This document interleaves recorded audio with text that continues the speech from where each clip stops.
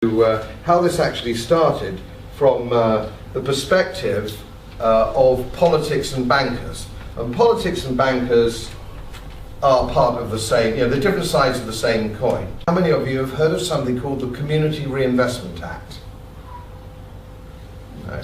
I didn't think, because I've stood in front of economics undergraduates, third year undergraduates at Cambridge and Durham University, and they didn't know either. This is part of a conspiracy of information. This is part of a conspiracy of information. Let me tell you a little bit about the Community Reinvestment Act.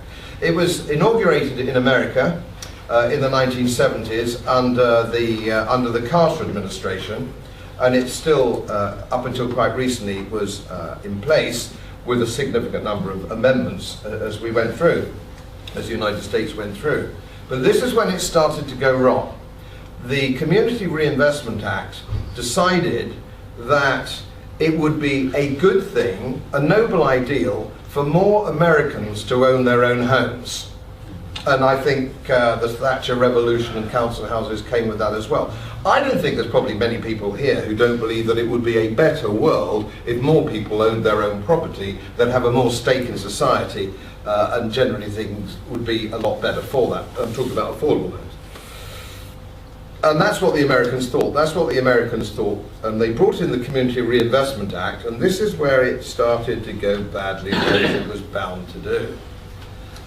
It took away the concept of due diligence banking. It took away the concept of due diligence banking.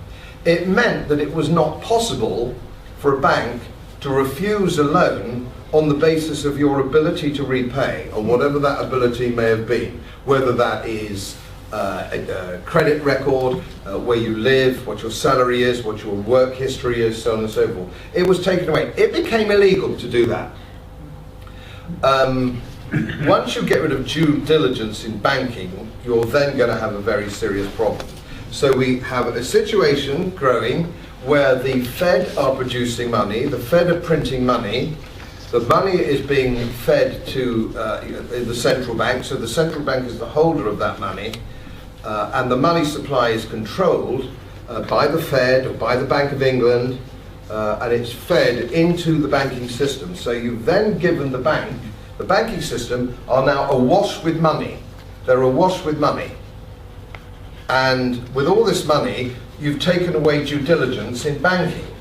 So you went through that stage until the last days in the late 90s and 2000 to 2006.